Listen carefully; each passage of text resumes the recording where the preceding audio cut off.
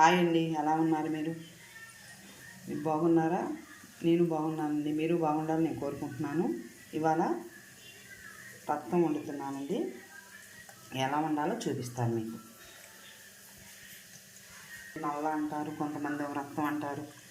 ఇట్లా శుభ్రంగా 3 సార్లు కడుక్కోవాలండి. కడిగేసుకున్నామండి.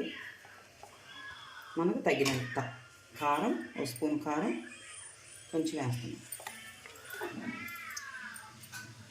కొంచెం పసుపు, ధనియాలు, చెక్క, లవంగాయలు కొంచెం కొంచెం వేసుకోవాలండి. మటన్లో కానీ చికెన్లో కానీ అలా వేసుకోకూడదు, కొంచెం కొంచెం వేసుకోవాలి. ధనియాలు, పచ్చి ధనియాలండి, వేయించుకునే పని లేదండి, దీనికి పని లేదు.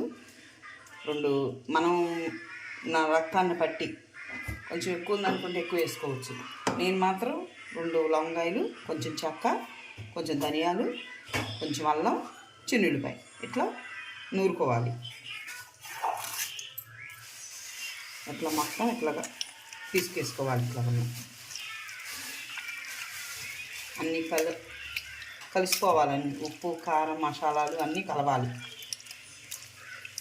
కలిపితేనే బాగుంటుంది మనకి. కొంచెం ఇలా ముక్కలు ముక్కలు ఉన్నాయండి, కొంచెం బాగా ఉంటుంది. ముక్కలు ముక్కలుగా ఉంటేనే బాగుంటుంది రక్తం. నల్ల అంటారు, రక్తం అంటారు.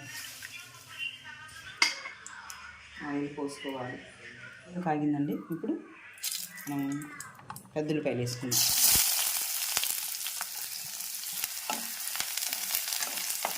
ఎక్కువ ఆయిల్ పట్టదండి దీనికి మాత్రం, చాలా ఎక్కువగా కోసుకోకూడదు. చిన్న పచ్చిమిరపకాయ, ఎందుకంటే పచ్చిమిరపకాయ ఎక్కువ తినకూడదు కాబట్టి వేయట్లేదు. లేకపోతే 2-3 వేసుకుంటేనే టేస్ట్గానే ఉంటుంది. దీంట్లో పచ్చిమిరపకాయ వేసుకుంటేనే బాగుంటుంది, కొంచెం కారం కారంగా.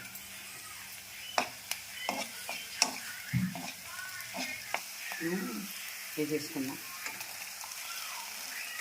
ఇప్పుడు కలుపుకుందాం. ఎంతసేపు టైం పట్టదండి, తొందరగానే మగ్గిపోయింది. వేసుకున్నామండి. ఇప్పుడు కొంతసేపు మగ్గనేయాలి. అయిపోయిందండి, మగ్గడం అయిపోయింది. చూసారా ఎంత అంతలా ఉందో? దోశల్లో తినచ్చు, అన్నంలో తినచ్చు, ఉట్టిగా కూడా తినచ్చు. మీకు నచ్చి కరివేపాకు కానీ కొత్తిమీర కానీ వేయలేదు ఏంటా అనుకోవద్దు మీరు. అంటే నేను వేయను ఫస్ట్ నుంచి. మా అమ్మ కూడా ఇలానే వండుతుంది, నేను కూడా ఇలానే వండాను. అందుకని కరివేపాకు కానీ కొత్తిమీర కానీ నేను యాడ్ చేయలేదు. మీరు చేసుకుంటే మీరు చేసుకోండి. దోశల్లోకి వేసుకోవచ్చు.